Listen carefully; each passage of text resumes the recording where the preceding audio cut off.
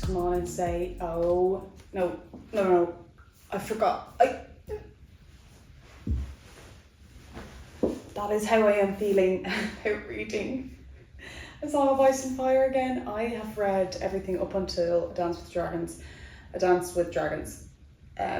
I was kind of waiting to be like, oh, maybe, you know, I'll wait a bit and then I'll wait until The Winds of Winter is maybe just about to come out, you know, we know it's confirmed. And then I was like, watch A Night of the Seven Kingdoms, and I was like, no, I just need to read it now. I'm so glad I did, because I'm just enjoying it so much. Like, I'm envious of myself, but also, you know, when you're reading a book and you're like, I'm so glad I waited, because I get to experience this book for the first time and get back into his writing. I haven't read for about, I don't know how many years, 3-4 years. I haven't read A Song of Ice and Fire. So getting back into it is just delightful. I don't know, I definitely am enjoying this. From my memory of the last one, I just am enjoying this way more. I'm loving this book. I'm loving the point of views. Your Jon Snow, Daenerys, Tyrion, and Tyrion's chapters are just, every time. Like last night I was falling asleep and I finished on a Bran chapter, and I was like, and the next chapter was Tyrion, and I was like, I just need to read a little bit of Tyrion before I can go to bed, just so it puts me in a better place. Because I don't know, yeah, you know, his chapters are just good. They're just a bit more lighthearted, especially at this point in the novel. And so I just want to come on and say, sorry, I lost my train of thought. Was I'm so happy I waited, but I'm like envious of myself that I'm getting to read this for the first time and knowing that this is, when I finish this, that's it. Like, do you know what I mean? But although I could go back to the first ones, because honestly, it was so long ago, I could definitely just reread it like new again, and I'm sure it would actually be a totally different experience. But thank you, A Night of the Seven Kingdoms, for getting me back into A Song of Ice and Fire, even though I know I'm going to be so disappointed, because I'm going to be waiting for how long? How long for Winds of Winter? And like, I'm not a super fan, mega fan like these people who've been waiting, and I can only imagine what those people feel like. And that is what I'm going to go do now. I'm going to go for a walk. It's actually a sunny day for once. I'm going to go for a lunchtime walk to the park, sit in the sun and read. Come along with me. Good morning. I just had to show you, I left the house, as discussed, to go read my book in the park, bring my sunnies because it's a sunny day. And I was thinking to myself, I'm so glad, I literally said to myself, I'm so glad I have my Ray-Bans. They're so handy.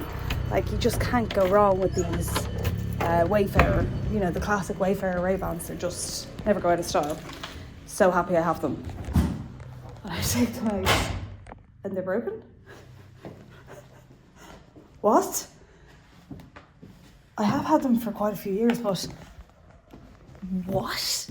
I'm actually fuming, and I have to go back now and get another sunnies.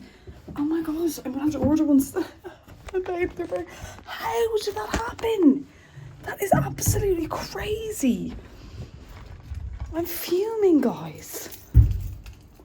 Oh, like, they're just, and it wasn't like they were in the bottom.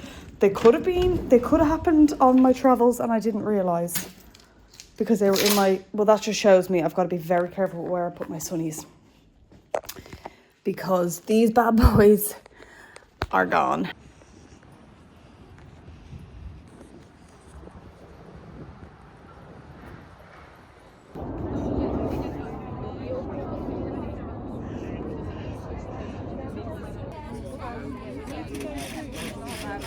I saw Wuthering Heights yesterday, and God, it was such a mid-movie. I was like expecting to either like really not like it or really love it, and I had neither of those. The mid section of the movie I liked the most, and I did feel like some parts of it I felt were, you know, good adaptations of the book, but overall obviously it really wasn't the book, apart from some plot points.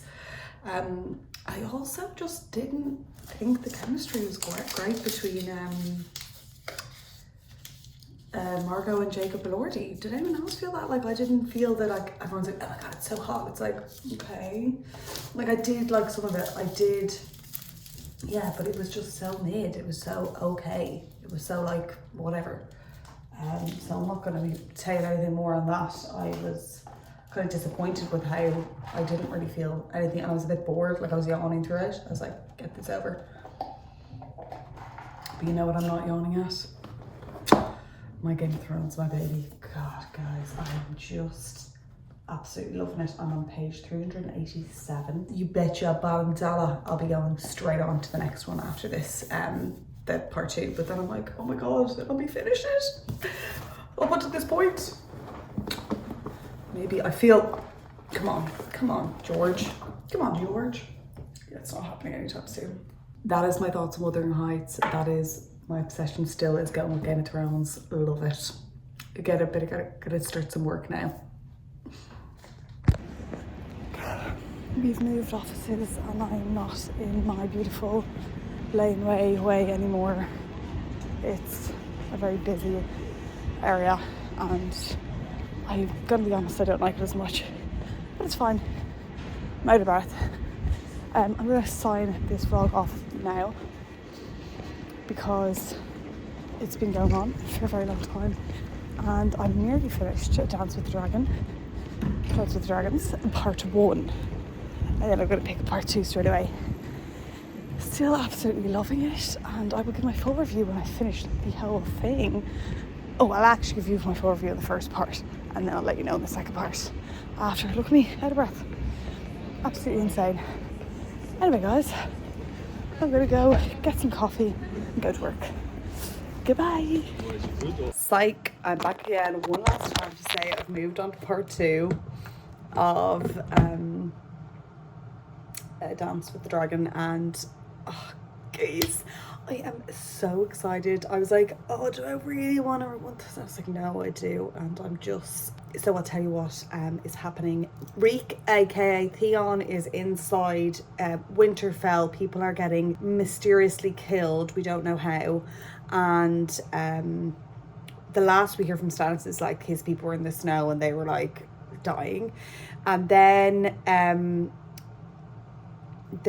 it's just come and these washerwomen and like the entertainment are the people killing people, but we don't know who they are, so it just ended on him being basically like, yeah, we're gonna kill you, but first we want you to go talk to this guy Abel. So I was like, who's that?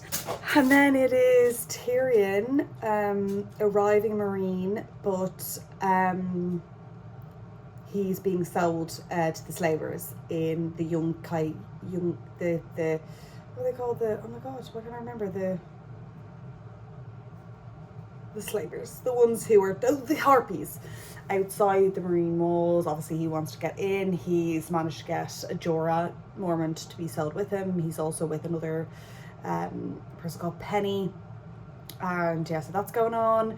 Jon Snow is still on the wall, and he has some dealings with Melisandre. Somebody's come to the wall that he knows from her childhood. Anyway, there's lots of stuff happening there. Daenerys is just, apparently, we haven't heard it happen in her chapter yet, but she has married his daughter, Lorik. I can't remember exactly. It's his daughter something. But has she?